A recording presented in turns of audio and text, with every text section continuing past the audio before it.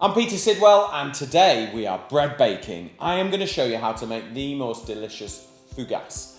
This is kind of entry-level French bread making. It's really easy to do, it's delicious, and we're going to brush it with a load of garlic butter. So to make the fougasse we need a really good, simple, basic bread dough. So if you follow my recipe you will end up with a beautiful proved dough and then we can make fougasse.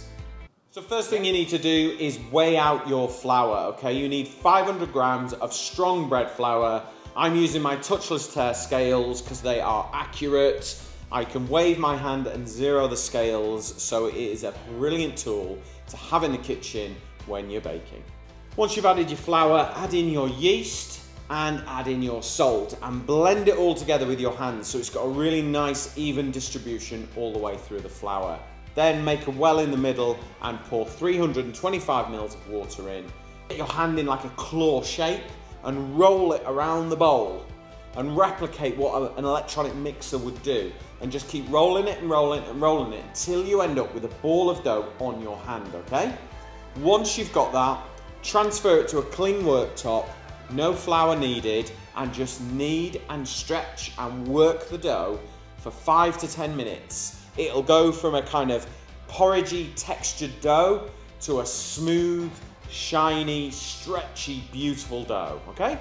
When it's got to that stage, put it back in your mixing bowl, cover it, and leave it to prove for an hour or two. Scoop your proved bread dough out onto a work surface, dust it with a little bit of flour, and divide it into 2 equal portions. Take your ball of bread dough and roll it out. Start with a round, but then begin to elongate it and stretch it out a little bit. We want like an egg shape almost. Then take your bread dough and transfer it onto a baking tray. I'm using MasterClass Smart Ceramic copper baking tray. It's ridged on the bottom, so it really does help get air underneath to make sure that it's crisp and baked underneath as well. Now that your dough is onto your baking tray, we need to cut the pattern in it. So I'm just using a small Edgekeeper knife. I'm actually using it upside down because I don't want to damage the baking tray. So carefully score 6 holes into the bread, 3 on each side. Open out the bread dough and the holes and really kind of open the texture out so it almost looks a bit like a leaf.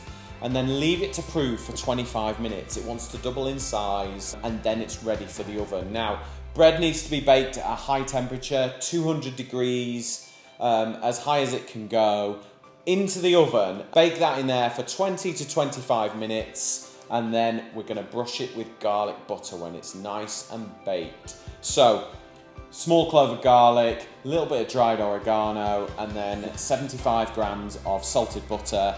Melt it all together and just brush it over your fougasse. I promise you it'll be the most delicious garlic bread you have ever had. Now if you want the recipe, go to kitchencraft.co.uk and you will find it there.